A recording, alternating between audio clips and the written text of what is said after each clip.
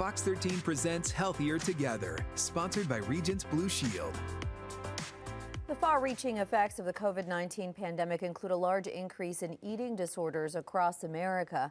From spring 2020 through spring of 2021, inpatient admissions for eating disorders doubled.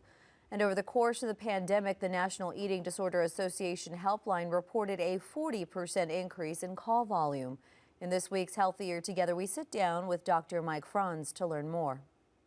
Eating disorder onset is generally from early to middle adolescence, so think the tween years through maybe young adulthood, so early 20s, mid-20s, although it could come on first time later in life as well, but generally it's in that younger age group. You know, the pandemic really did a number on a lot of us in regards to our overall behavioral health, and it's for some of the reasons maybe many of us have heard about, including significant increase in social isolation, disruption to our usual routines, and maybe most importantly with eating disorders, an increased sense of a loss of control.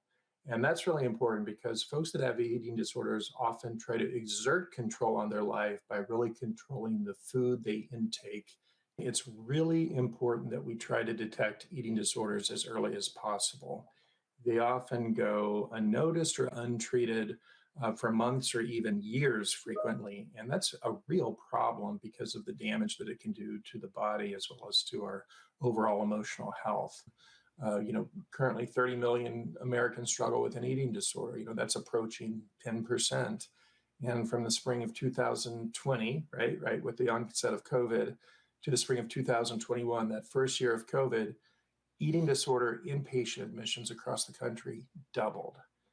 And over the course of the pandemic, the National Eating Disorder Association helpline had a 40% increase in call volume. And just from a cost perspective, from 2018 to 2019, this is pre-COVID, total economic cost of eating disorders in the U.S. was $64.7 billion. People are a lot more aware about behavioral health issues in general, I think, because of COVID. And I think there is some destigmatization of behavioral health, including eating disorders, that took place. So while we had a tremendous increase in prevalence, and some of these numbers are pretty worrisome, with this increased awareness, I think becomes an increased ability for the common household to realize that, hey, this could happen to us. This may be happening to us.